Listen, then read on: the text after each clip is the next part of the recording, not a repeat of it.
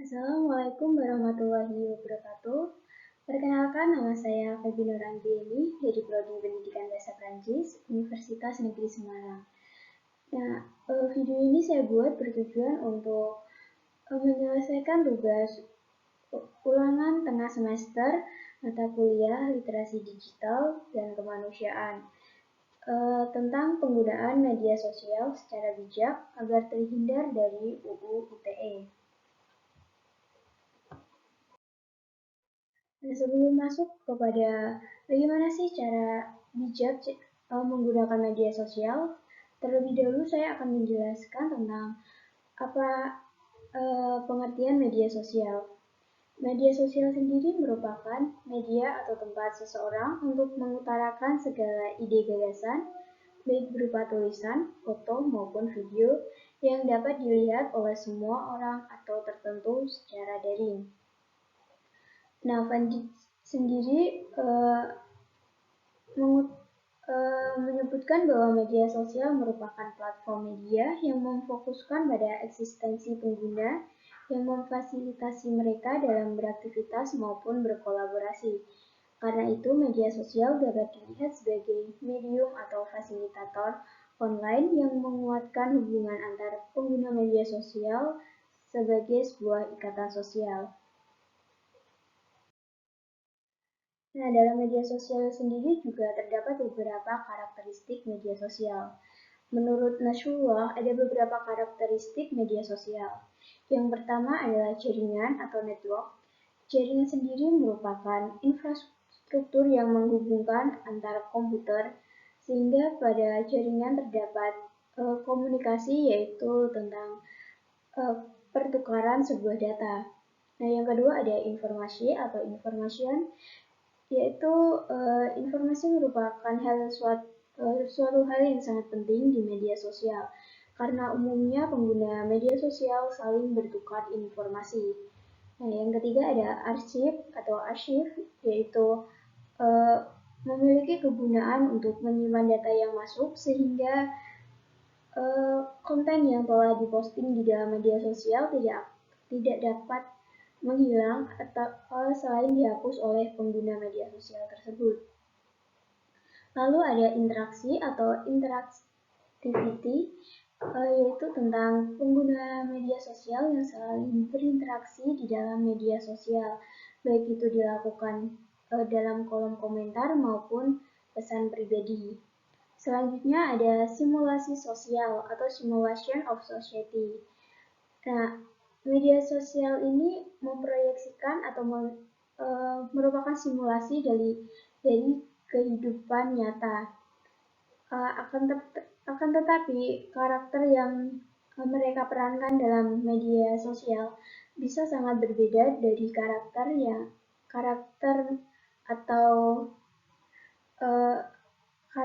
maupun sifat dari pengguna tersebut di dunia nyata.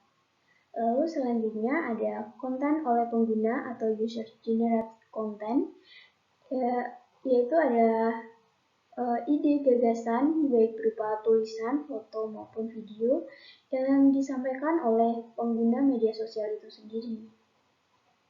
Selanjutnya yang terakhir ada karakteristik media sosial penyebaran. Umumnya pengguna media sosial itu menyampaikan informasi yang mereka ketahui atau informasi yang mereka miliki. Lalu pengguna lain akan menyebarkannya pada platform mereka. Nah, selain karakteristik media sosial juga memiliki beberapa jenis media sosial. Yang pertama ada media sosial jenis social network. Nah, social network atau jejaring media sosial ini merupakan media yang memungkinkan penggunanya bisa saling berinteraksi baik lewat kolom komentar maupun pesan pribadi dan juga memungkinkan penggunanya untuk mengunggah konten baik berupa tulisan, foto maupun video. Nah, contoh dari media sosial ini yaitu Facebook, karena di dalam Facebook kita dapat saling berinteraksi antara pengguna Facebook lainnya dan juga dapat memposting konten baik berupa tulisan, foto maupun video. Nah, lalu ada yang jenis kedua yaitu ada blog. Blog ini memfasilitasi penggunanya atau memfasilitasi pengguna blognya untuk menceritakan atau membagikan kegiatan sehari-hari mereka di dalam media sosial jenis blog ini. Contoh dari media sosial blog ini yaitu Medium. Nah, yang ketiga ada microblogging. Microblogging memiliki fungsi yang hampir sama seperti blog, yaitu membagikan kegiatan mereka sehari-hari atau menceritakan informasi mereka. Hanya saja microblogging pesan yang dapat disampaikan itu lebih terbatas. Contoh media sosial jenis ini yaitu Twitter, karena di dalam Twitter kita hanya dapat mengungkapkan pesan sebanyak 140 karakter, sehingga sangat singkat untuk dapat bercerita seluruhnya. Lalu yang keempat ada media sharing. Media sharing ini memungkinkan antar penggunanya untuk saling berbagi dan menyimpan media seperti dokumen, video, foto maupun audio. Nah, contoh media jenis ini yaitu seperti TikTok. Nah, TikTok ini memungkinkan penggunanya untuk membagikan video mereka, lalu pengguna lain dapat secara langsung menyimpan media yang berupa video tersebut. Lalu yang kelima ada social bookmarking. Social bookmarking ini bekerja untuk mengorganisasikan, menyimpan, mengelola, dan mencari informasi atau berita tertentu secara online. Nah, contoh media sosial jenis ini yaitu pada situs Delicious. Nah, yang terakhir ini ada media wiki.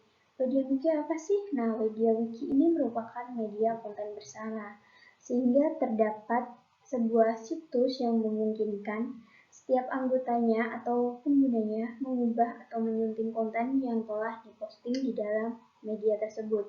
Nah, contoh media yang paling populer dari media wiki ini yaitu Wikipedia. Nah, teman-teman pasti pernah dong gunain Wikipedia.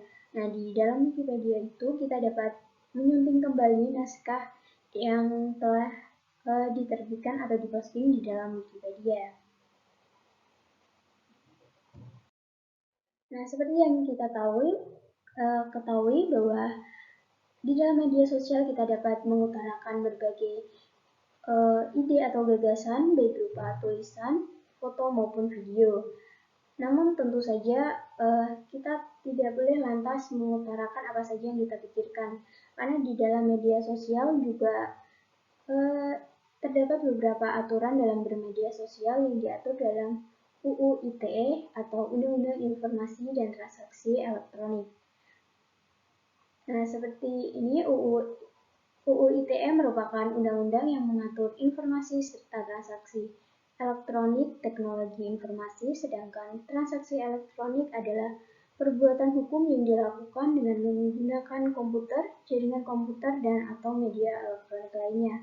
Nah, undang-undang ini berlaku bagi setiap individu baik yang berada di wilayah Indonesia maupun berada di luar wilayah Indonesia, yang dapat mengakibatkan dampak buruk kepada sistem Indonesia. Nah, ini merupakan perbuatan yang dilarang dalam UU ITE. Kalian bisa membacanya sendiri. Seperti ini. Ada beberapa pasal, yaitu dari pasal 27. Selanjutnya, ini juga merupakan perbuatan yang dilarang dalam UU ITE.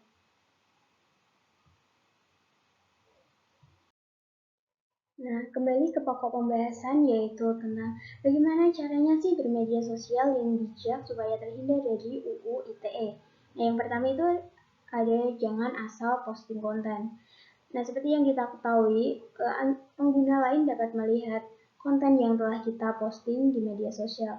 Walaupun media sosial telah menyediakan konten privat, namun tidak menutup kemungkinan bahwa konten yang kita post di dalam media sosial dapat tersebar kemana-mana. Nah, alangkah lebih baiknya kita memilah-milah terlebih dahulu konten mana saja yang akan kita posting di dalam media sosial kita. Nah, sangat tidak disarankan untuk memposting konten berupa foto, ilustrasi, maupun video tanpa mencantumkan sumbernya. Nah, walaupun hal ini tidak terkena UU ITE, namun jika Anda melakukan hal ini, Anda dapat terkena tindak pidana plagiarisme. Lalu yang kedua adalah menjaga etika bersosial media. Nah, seperti yang kita ketahui, sosial media merupakan simulasi dari kehidupan nyata. Di kehidupan nyata kita harus bertindak tutur yang baik dan sopan. Nah, begitu juga di sosial media. Hindari mengeluarkan kata-kata provokatif hingga menimbulkan kontroversi dari kedua belah pihak. Lalu jangan gunakan kata-kata yang provokatif yang berbentuk ancaman, karena hal tersebut dapat membuat Anda terkena UU ITE. Nah, yang ketiga ada menyaring informasi sebelum sharing informasi. Nah, apa sih maksudnya? Nah, sebelum membagikan informasi di media sosial, sebaiknya Anda mencari tahu terlebih dahulu tentang informasi yang ingin Anda bagikan. Apakah informasi yang ingin Anda bagikan merupakan berita nyata atau berita hoax? Jika kalian tidak mencari tahu terlebih dahulu dan informasi yang Anda bagikan sudah terlanjur tersebar dan merupakan berita hoax, Anda dapat terkena UU ITE tentang penyebaran berita palsu. Nah, selanjutnya ada memanfaatkan media sosial untuk hal yang positif. Nah, sebagai media sosial yang bisa digunakan untuk berbagai hal, media sosial dapat menjadi media efektif untuk kita memperlihatkan skill maupun kreativitas yang kita miliki. Nah, tapi tentu saja kreativitas yang kita miliki tidak boleh dilakukan untuk hal-hal yang negatif. Nah, sekian dari saya tentang bermedia sosial, tentang penggunaan media sosial yang bijak agar terhindar dari UU ITE. Terima kasih. Wassalamualaikum warahmatullahi wabarakatuh.